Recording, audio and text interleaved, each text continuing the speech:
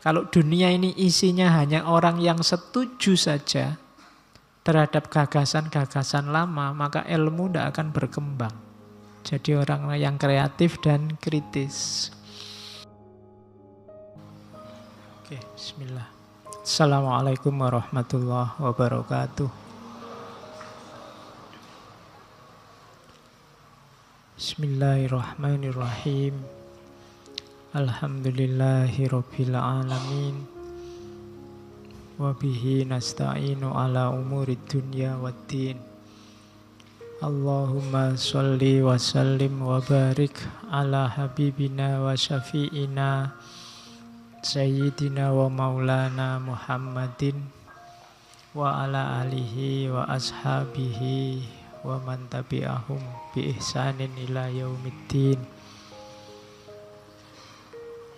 Bismillah. Mari kita lanjutkan ngaji kita. Malam ini kita masih ada di dunia pendidikan. Tokoh kedua yang malam ini kita angkat adalah filosof, psikolog dari Swiss. Meskipun Swiss yang berbahasa Perancis, makanya namanya agak bau Perancis. Yang biasa.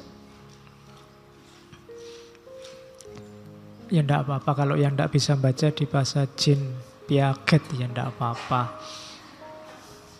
Yang penting tahu yang dimaksud orang itu, kan gitu.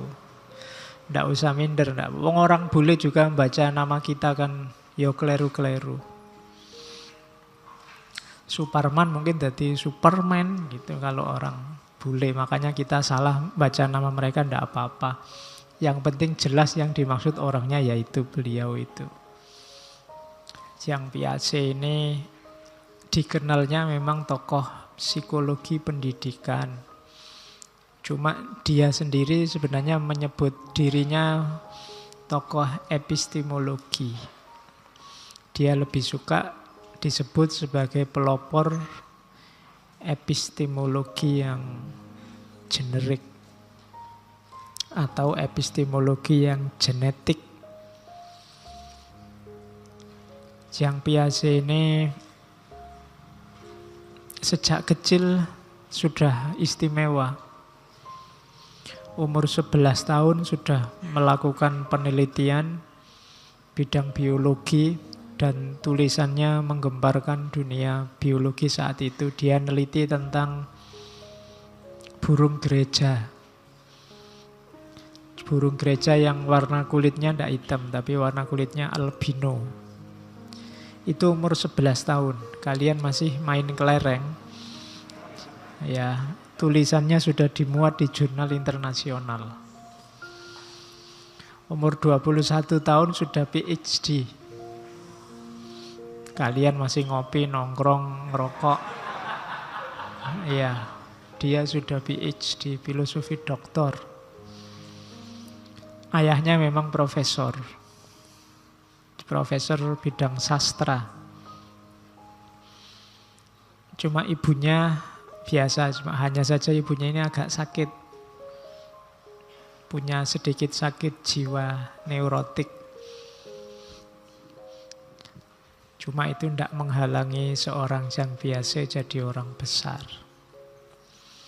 Di masa muda dia ahli biologi, kemudian tertarik filsafat, kemudian tertarik psikologi. Jadi dia menjelajah banyak ilmu. Dari ilmu eksakta, ilmu natural sciences, dia PhD-nya PhD natural sciences. Sampai kemudian geser ke filsafat. Di filsafat juga dia tidak terlalu puas. Sampai nanti menjelajah ke dunia psikologi. Tapi semua ilmu yang didapat sebelumnya nanti berguna untuk konsep-konsep besarnya. Itu Jean Piaget, jadi filosof yang psikolog. Masih mirip-mirip minggu lalu Samuel Bloom. Oke, Bismillah, kita mulai ya. Jang Piase ini kelahiran 1896, nanti meninggalnya 1980. Jadi lumayan sampai tua. Kawin juga. Kan banyak yang tidak kawin. Kalau ini kawin, punya anak putri-putri 3. Dan dahsyatnya Jean Piaget ini, penelitiannya nanti tentang psikologi perkembangan itu yang diteliti anaknya sendiri. Nanti beliau punya 3 putri, dan tentang 3 orang putri ini lahir masing-masing 1 buku. Jadi tidak repot-repot nyari objek yang lain, pokoknya anak EDW jadi objek penelitiannya, dan sukses melahirkan teori-teori besar tentang perkembangan anak yang nanti dia sebut epistemologi genetik. Ya, itu istimewanya seorang Jean Piaget. Bismillah, kita mulai ya. Itu saya awali dari situ, itu quote-nya dari beliau juga. Only education is capable of saving our societies from possible collapse, whether violent or gradual. Hanya pendidikan yang mampu menyelamatkan masyarakat kita dari kemungkinan keruntuhannya, baik secara keras langsung revolusioner atau gradual evolusi. Jadi nyawanya peradaban, nyawanya masyarakat, nyawanya dunia sosial itu ada di pendidikan.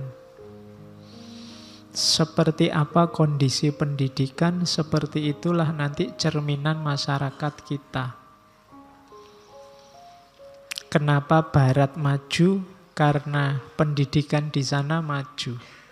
Kenapa dulu Islam jaya? Karena pendidikan Islam zaman itu bagus. Kuncinya di dunia pendidikan. Ada istilah the rise of education. Dulu Barat itu merebut peradaban Islam dari pusatnya di era Abbasiyah, kejayaan Islam, sampai kemudian dibalik oleh Barat sejak Renaissance. Itu kuncinya kan di the rise of education, pendidikan yang membuat orang pinter jumlahnya banyak berkali lipat. Itu yang dilakukan oleh Barat. Saya sering cerita, di antara yang menyebabkan Barat jaya itu penemuan mesin cetak. Mesin cetak itu membuat transmisi keilmuan bisa cepat. Tidak harus ketemu gurunya, tidak harus ketemu ustadznya, tapi bisa dapat ilmunya. Jadi orang pinternya berkali lipat banyaknya dan cepat. The rise of education. Orang terdidiknya jumlahnya banyak. Bandingkan dengan Islam sebelumnya. Dunia Islam dulu jaya. Ilmuwan-ilmuwan banyak luar biasa. Cuma jumlah orang pinter dengan jumlah masyarakat awamnya tidak imbang.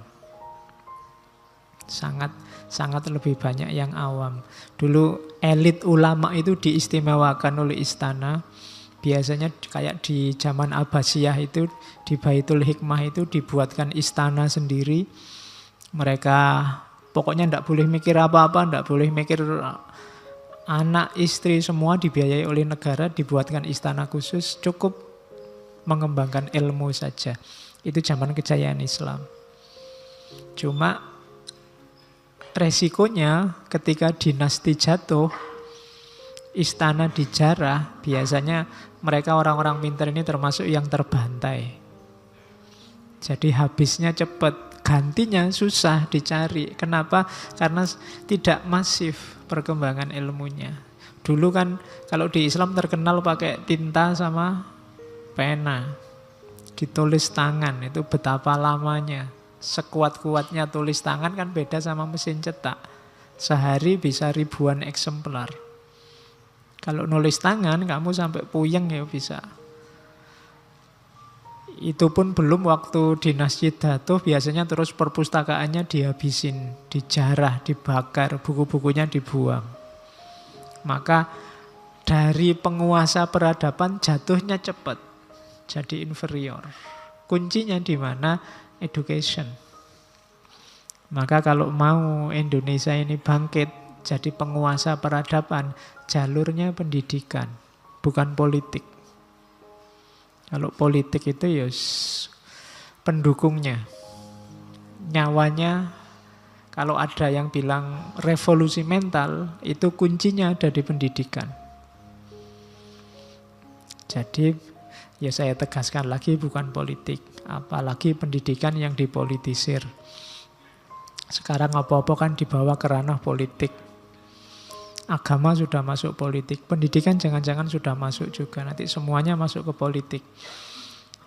Padahal politik itu kan ilmu tata masyarakatnya. Tata masyarakat itu berarti tidak ada hubungannya sama kontennya.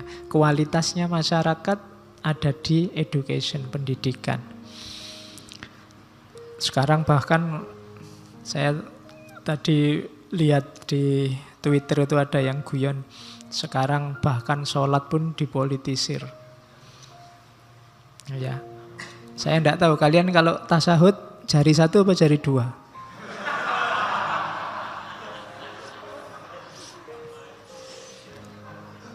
Jangan-jangan sekarang yang pilihannya dua terus tasawufnya jari dua. Mau satu gengsi, jangan. Ini kalau satu kan nanti nomor satu, tasawufnya luru. Oke, yo betapa lucunya Indonesia kalau sampai ke sana ya cara berpikirnya. Sebenarnya banyak yang lucu di sekeliling kita. Ning yo wong lucu-lucu kok bikin kamu marah, itu yang saya heran. Mbok yo ketawa saja. Biar enggak stres. Hari ini banyak orang stres. Saya lupa, ini 10 Oktober itu hari kesehatan mental. Jadi ya hari kesehatan mental internasional, kesehatan jiwa. Ayo kita jadikan patokan, jangan sampai jiwa kita ikut sakit gara-gara politik. Lebih enak fokus ke ilmu, fokus ke pendidikan. Nyawanya ada di sini. Kalau era kita belum, semoga anak kita, cucu kita yang menguasai. Dan dari mana? Ya dari kalian, dari kita. Membangun generasinya dari kita. Oke, sekarang kita lihat perspektifnya beliau yang biasa ini. Alirannya namanya konstruktivisme. Minggu lalu kita kenal, belum itu dekatnya sama humanisme, behaviorisme. Kalau beliau ini namanya konstruktivisme. Struktur pengetahuan itu dikonstruksi, bukan dekonstruksi, disusun, ditata. Makanya namanya konstruktivisme. Jadi manusia itu belajar dari pengalaman, terus dapat pengetahuan, terus ditata, dan itulah nanti yang jadi bekal menghadapi kehidupan. Jadi pengetahuan-pengetahuan kita dapatkan, terhimpun, tersusun dari pengalaman demi pengalaman sejak kamu lahir. Jadi alat utamanya apa? Ya akalmu. Di konstruktivisme, di aliran konstruktivisme, pengetahuan ini bukan satu yang mati, tapi dia dinamis. Seperti apa profilmu, kamu jadi orang yang seperti apa, itu kan ditentukan oleh pengetahuanmu. Yang itu ditumpuk-tumpuk sejak kamu bisa mikir sampai hari ini. Yang ini nanti masih berkembang lagi pasti. Semakin tambah wawasanmu, semakin tambah pengalamanmu, berarti tambah pengetahuanmu, dan itu nanti hidupmu akan berubah. To know sama dengan to be. Tahu sesuatu itu berarti juga menjadi sesuatu. Jadi setiap orang situasinya begitu. Membangun pengetahuan, membangun struktur pengetahuan secara mandiri. Maka ayo dibangun pelan-pelan yang baik-baik. Karena seperti apa dirimu tergantung itu. Besok kalau punya putra, punya anak, dialasi, dilandasi dengan kebaikan-kebaikan sejak kecil, diajak mengalami hal-hal yang konstruktif, positif, maka dia akan jadi orang yang positif. Tapi kalau pengalaman yang kita berikan, pengalaman-pengalaman negatif, ya dia akan terbangun jadi negatif. Itu bahasanya konstruktivisme namanya. Jadi tidak ada konstruksi bawaan. Tidak ada pertanyaan apakah manusia itu hakikatnya baik atau hakikatnya buruk. Hakikat-hakikatan tidak ada. Yang ada dia dibangun atau terbangun jadi baik atau jadi buruk. Itu alirannya namanya konstruktivisme. Cirinya apa pengetahuan dalam konstruktivisme? Pengetahuan dalam konstruktivisme itu ada dalam proses saling mempengaruhi. Sekarang kamu dapat pengetahuan. Pengetahuan ini kamu anggap benar. Besok dapat pengetahuan baru. Pengetahuan baru ini ada di atas pengetahuanmu yang lama. Yang lama tidak hilang sama sekali, direvisi sedikit oleh pengetahuan yang baru. Nanti yang baru ada lagi yang baru. Itu namanya konstruktivisme. Yang kedua, pemahaman lama ganti pemahaman baru, itu pasti. Karena pengetahuan lama ganti pengetahuan baru, ya pemahaman lama ganti pemahaman baru. Pengalaman lama jadi pengalaman baru, berarti pengetahuan lama jadi pengetahuan baru. Dari mana munculnya pengetahuan yang baru? Dari pengalaman yang baru. Berarti apa? Pengalaman yang baru ini beda dengan pengetahuan yang lama. Yang pengetahuan lama ini dari pengalaman yang lama. Karena pengalaman baru beda dengan pengetahuan lama, maka pengalaman baru membentuk pengetahuan baru. Ketika pengetahuanmu baru, konstruksi berpikirmu sekarang juga jadi baru. Kuncinya ada di mana? Kesadaranmu bahwa ternyata teori lama, konsep lama, pengetahuan lama tidak cocok dengan pengetahuan, dengan pengalaman yang sekarang baru. Kuncinya di situ. Ini kalimatnya agak mirip-mirip, pokoknya kamu dengerin lagi nanti ya setelah pulang. Ada pengalaman lama melahirkan pengetahuan lama. Ada pengalaman baru nanti melahirkan pengetahuan baru. Kunci transisinya di mana? Kunci transisinya adalah ketika pengalaman yang baru tidak terjawab oleh pengetahuan yang lama. Maka pengetahuan yang baru ini pengalaman yang baru ini akan jadi titik awal lahirnya pengetahuan yang baru. Misalnya, biasanya saya minum teh, teh mesti manis. Terus di kepala saya selalu asumsinya ketemu teh ini tenang aja, langsung tak tenggak aja, mesti manis. Bismillahirrahmanirrahim. Kok ternyata ndak manis, berarti beda sama kemarin-kemarin. Oh, berarti kalau kemarin pengetahuanku adalah teh yang disediakan ini selalu manis, sekarang pengetahuannya ganti. Ternyata tidak selalu manis. Tidak selalu manis, ini pengetahuan baru. Nah, konstruksi berpikir kita, kalau versinya konstruktivisme itu ganti-ganti semacam itu loh. Nanti ada orang yang tidak mau ganti, meskipun pengalaman yang baru sudah menuntut harus ganti, tidak mau ganti. Pokoknya tetap harus memegangi pengetahuan lama. Yang kayak gini biasanya nanti kita sebut orang konservatif. Pokoknya tetap harus pengetahuan lama, meskipun fakta baru tidak didukung oleh pengetahuan kita yang lama. Oke. Jadi konservatif itu tidak mau berubah, pokoknya itu ya itu. Padahal sekarang mungkin tidak cocok lagi, tidak sesuai lagi, tidak bisa. Ideologi itu biasanya kecenderungannya susah untuk diubah. Tapi di dunia ilmiah, logika ini jalan. Kalau bahasa kampusnya biasanya pakai istilah continuity and change.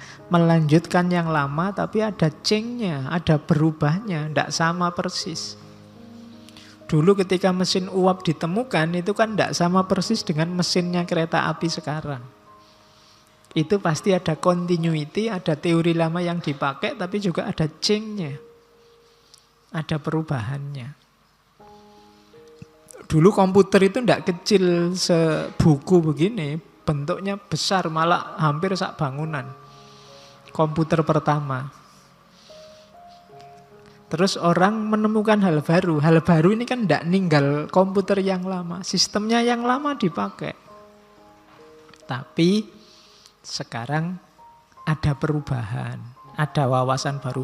Dulu HP itu besar-besar. Sak boto itu besarnya. HP zaman awal itu pun orang melongo semua. Kok enak ya bisa nelpon di mana-mana. Biasanya telepon itu kan nongkrong di rumah, sekarang bisa dibawa kemana-mana. Itu orang melongo semua zaman itu. Teknologi telepon genggam yang dibawa kemana-mana itu kan dasarnya telepon rumah itu cuma diadaptasi sesuai situasi yang baru. Nah nanti yang telepon besar itu ya mungkin sekarang lebih simpel lagi. Sekarang tambah jadi kecil-kecil, malah ada yang kecil. Ada yang tipis sekali, ada yang ini. Nah, jadi dulu telepon ya untuk nelpon, sekarang kan macam-macam. Ada smartphone. Smartphone itu kayak lanjutannya telepon, tapi sekarang jadi smartphone. Telepon pintar, lebih pintar daripada yang punya. Oh, iya kan, pasti lebih pintar, dia bisa macam-macam. Oke, jadi itu namanya konstruktivisme. Berarti apa? Bahan belajar paling utama adalah pengalaman hidup. Karena pengalaman itulah nanti yang ganti struktur berpikir kita. Struktur berpikir kita inilah nanti yang jadi landasan perilaku kita, hidup kita. Jadi identitas kita dibangun di situ.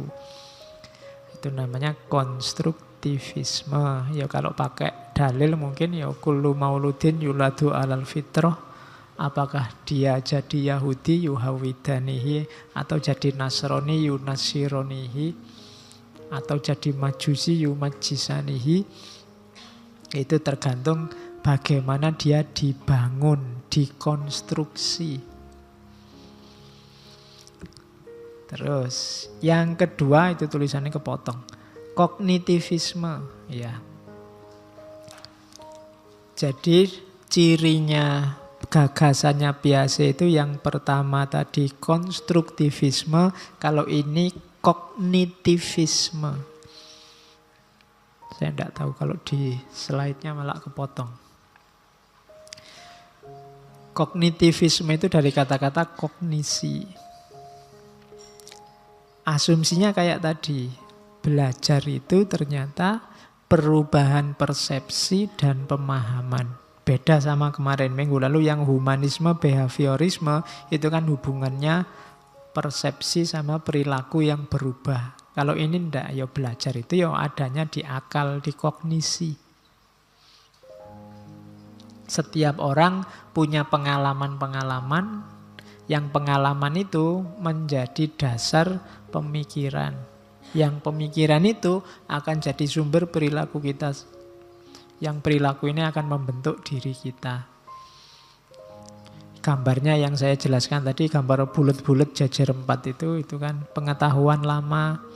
Sekarang ada pengetahuan baru. Tapi ketika lahir pengetahuan baru bukan berarti pengetahuan lama semua ditinggal.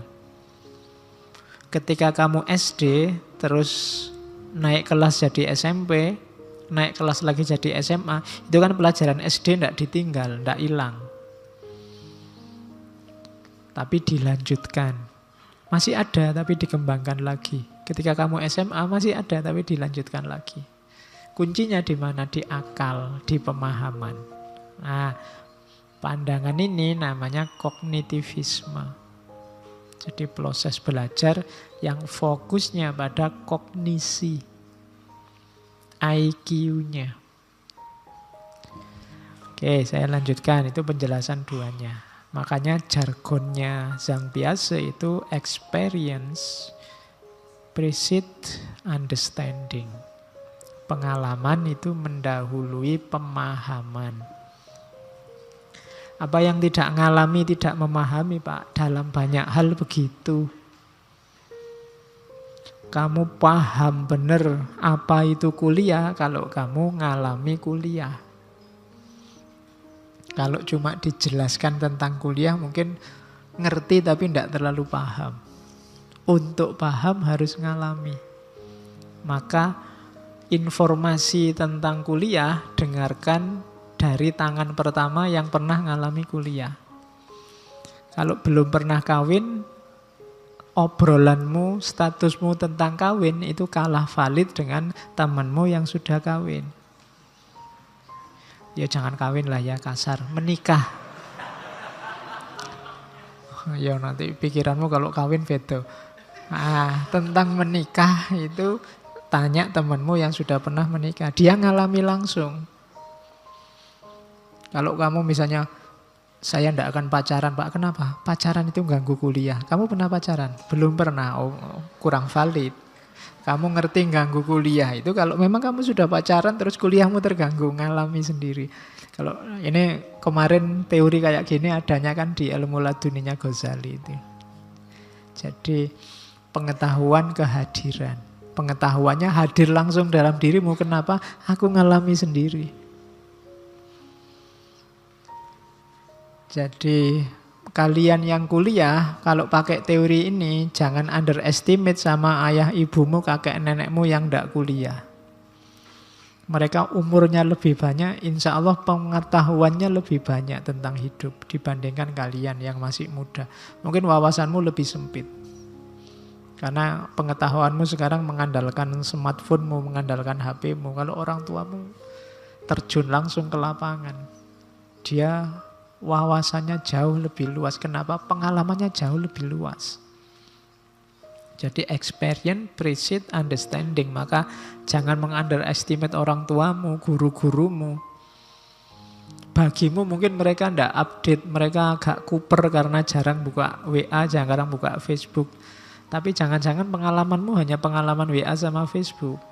Makanya gampang dihapusi, gampang kena hoax.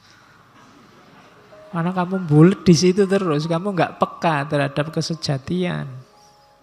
Orang tuamu mungkin lebih peka, karena mereka terjun langsung. Ilmumu kan ilmu buku. Atau kalau sekarang ya ilmumu kan ilmu situs, ilmu www itu kan. Andalanmu kan itu. Kalau www nggak paham sekarang jadinya WK itu kan. Jadi andalanmu di situ. Jadi experience precedes understanding. Pengalaman akan membuahkan pengetahuan. Dia mendahului pemahaman. Jargonnya biasa ini. Nah, sekarang saya kutip tujuan pendidikan. The goal of education, tujuan pendidikan itu bukan untuk meningkatkan jumlah pengetahuan, tapi menciptakan kemungkinan-kemungkinan seseorang, kalau itu pakai anak, karena mungkin objek yang diteliti kan putra-putranya sendiri. Jadi meningkatkan kemungkinan seorang anak untuk menemukan sendiri atau menciptakan sendiri. To invent and discover. To create men who are capable of doing new things. Untuk menciptakan sosok, untuk menciptakan orang yang mampu menemukan, mampu melakukan hal-hal yang baru. Tujuan pendidikan harus ini. Katanya biasa. Jadi bukan numpuk pengetahuan. Sehari kuliah 5 sesi itu kan pengetahuan menumpuk, tidak karu-karuan di kepala. Itu pun tidak ada yang paham, tidak ada yang nyantol. Tidak itu katanya biasa. Kalau cuma itu, kamu tidak harus hadir ke kelas. Kamu titip aja recorder ke temanmu, direkam ke dosennya ngomong apa. Sudah dapat kalau sekedar numpuk pengetahuan. Tapi kan bukan itu.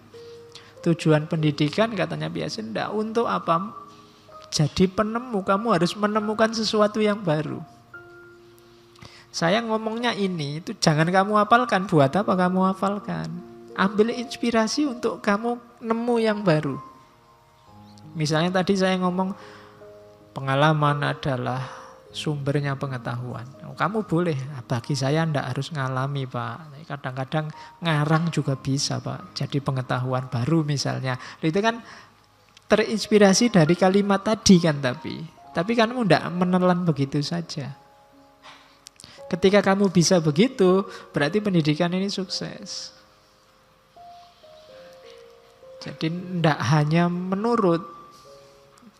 Saya kemarin bimbing skripsi itu, setiap paragraf ada kata-kata menurutnya. Sak bab itu menurut kabeh. Mahasiswa kok nurutan gini ya. Iya. Menurut tokoh ini, menurut tokoh itu. Kelihatan kaya referensi, tapi rasanya kok enggak kreatif. Kamu enggak bikin skripsi ini, kayak yang bikin clipping ini. Nurut kafe, yang kreatif, temukan yang baru. Iya, kamu baca punya referensi, tapi dari referensi itu kan kamu bisa melakukan kayak di Bloom kemarin, melakukan sintesis. Ini loh, saya ketemu yang baru, beda sama yang lama. Meskipun tadi saya pakai teori, sekarang lahir teori baru, tidak cuma manut sama teori lama. Nah, itu kreatif. Jadi tujuannya pendidikan itu melahirkan orang kreatif, men who are capable of doing new things. Orang-orang yang bisa melakukan hal-hal baru.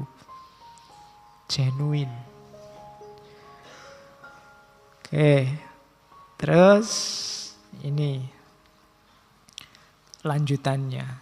Tujuan utama pendidikan itu tadi ya kalimat terakhirnya saya lanjutkan. Create men who are capable of doing new thing. Lanjutannya apa? Not simply of repeating what other generation have done. Tidak hanya mengulang yang sudah dilakukan oleh generasi sebelumnya. Jadi jangan cuma ngulang. Kalau cuma ngulang, tidak ada kreatifnya, peradaban manusia tidak berkembang. Kita butuh orang-orang yang kreatif, inventif, discovers. Jadi yang pertama itu. Tidak boleh jadi bebek. Bebek aja lebih kreatif. Kalau yang menggembala nunjuk kanan, dia belok kiri. Kalau menggembala nunjuk kiri, dia belok kanan. Kalau kamu kan kalau nunjuk kanan, kanan, kiri, kiri. Bahkan lebih jelek dari bebek kalau kayak gitu. Bebek aja sudah punya logika oposisi. Ya, kamu manut saja. Jadi kalau ada istilah jangan membebek saja, lu ndak bebek itu oposisi sebenarnya. Kalau yang ngomong dia kayunya diarahkan ke kanan, dia belok kiri. Kalau diarahkan ke kiri, dia belok kanan. Itu kan logikanya oposisi. Oke, jadi jangan jadi orang. Kalau kamu semacam ini, ya pantas peradaban kita ndak berkembang. Kita kalah terus di dunia sains. Kreatiflah. Jadi jangan cuma menghafalkan dan meniru. Harus naik level kognisinya kemarin ya di Bloom. Oke, tujuan kedua sekarang.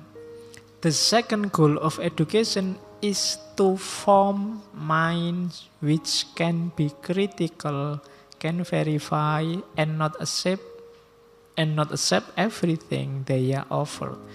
Tujuan kedua apa? Membentuk pikiran yang kritis, bisa menguji dan tidak menerima apapun, tidak hanya menerima saja apapun yang ditawarkan. Jadi kreatif terus kritis. Kalau lahir sosok-sosok yang kreatif dan kritis ini, peradaban manusia akan berkembang. Kalau tidak akan macet. Kalau dunia ini isinya hanya orang yang setuju saja terhadap gagasan-gagasan lama, maka ilmu tidak akan berkembang. Ilmu itu berkembang ketika ada orang mengkritik, mencari salahnya, mencari di mana tidak tepatnya. Kalau hanya orang setuju terus, ya ilmu macet. Maka di antara tugasnya filsafat yang sering saya singgung kan criticizing, mengkritisi. Apa ya harus begitu? Cocok ndak ruang dan waktunya? Apa ya jumlahnya harus segitu dan seterusnya, itu namanya kritis. Kalau ndak ada yang kritis, ya peradaban ndak akan berkembang. Kalau manusia tidak kritis itu mungkin kita masih hidup kayak zaman primitif, kayak zaman Nabi Adam dulu, awal-awal tidak berkembang. Kenapa sampai berkembang? Orang kritis terus. Dulu orang mungkin pakai baju kulit binatang, terus mungkin dikritisi. Kira-kira bisa berkembang ya, nggak pakai kulit ini rasanya kok gatel misalnya. Terus dikembangkan lagi sampai bajunya semacam ini. Jadi itu kritis. Ya kalian sekarang juga harus kritis. Harus enggak kita pakai baju yang semacam ini? Kalau nenek moyangmu dulu enggak pakai baju atasan semacam ini. Kalau kamu lihat sejarah Mojopahit zaman dulu itu, kalau yang laki-laki dia enggak pakai. Bahkan mungkin yang perempuan juga enggak pakai atasan. Dia atasnya polos, bawahnya aja ditutup. Karena mungkin pertimbangan suhu, cuaca. Indonesia ini kan lembab. Jadi lebih sehat kamu buka baju keringetan biar bisa menguap. Nah, itu konstruksi geografisnya. Nenek moyangmu pintar membaca geografi. Mereka akhirnya tangguh-tangguh. Kalau kita sekarang kan tidak tangguh. Zaman saya kecil, kalau hujan itu malah hujan-hujan. Dan tidak apa-apa. Tapi sekarang kan kamu kalau hujan lari kayak dikejar. Coba di jalan itu, lagi enak-enak jalan kok hujan itu, motor itu koyo setan melayuni, sama air saja kita setakut itu. Karena memang begitu kena air terus kamu pilek. Itu berarti ada kearifan-kearifan yang hilang tentang suhu dan cuaca. Nenek moyang kita jauh lebih tangguh. Padahal mereka nggak pakai baju dulu, tapi jarang orang mengeluh masuk angin. Tidak ada kasus-kasus orang sakit gara-gara kena udara. Tapi sekarang kita jauh lebih lemah. Mungkin kita perlu membaca lagi kearifan-kearifan lama. Karena kita punya kondisi geografis yang khas. Jangan-jangan itu sebabnya terus lingkungan alam di sekeliling kita rusak. Kita kehilangan banyak kearifan lama. Hasil kita niru saja kebanyakan. Coba kamu cek jaketmu, jeansmu, sepatumu, itu mungkin ya hanya imitasi saja, niru saja dari yang sekarang menguasai peradaban, yaitu Barat. Kamu tidak pernah kritis. Kuliah panas-panas jam 12 siang pakai jaket jeans. Ya. Terus sibuk membesarkan AC, salahmu dewe pakai jaket jeans. Oke. Jadi tujuannya pendidikan itu ya. Kita tidak menciptakan bebek-bebek tapi manusia yang kreatif. Manusia yang kritis. Berarti apa? Yang lahir dari dirimu adalah orisinalitas-orisinalitas, bukan tiruan-tiruan. Sekarang kan yang aneh-aneh kamu tiru juga. Saya tidak tahu sekarang ada challenge orang jatuh sambil barangnya berceceran, itu loh banyak yang niru. Nggak tekan pikiranku. Bagusnya di mana gitu loh. Itu kan sekarang banyak yang semacam itu. Dan kamu dibela-belain diikuti, alasannya tren. Sekarang musimnya gitu, Pak. Kalau Bapak nggak ngerti ya Bapak kuper kan ngono. Dan kamu takut sekali dengan label yang namanya kuper ini. Oke, jadi ndaklah katanya biasa tujuan pendidikan ndak itu. Jadi orang yang kreatif dan kritis.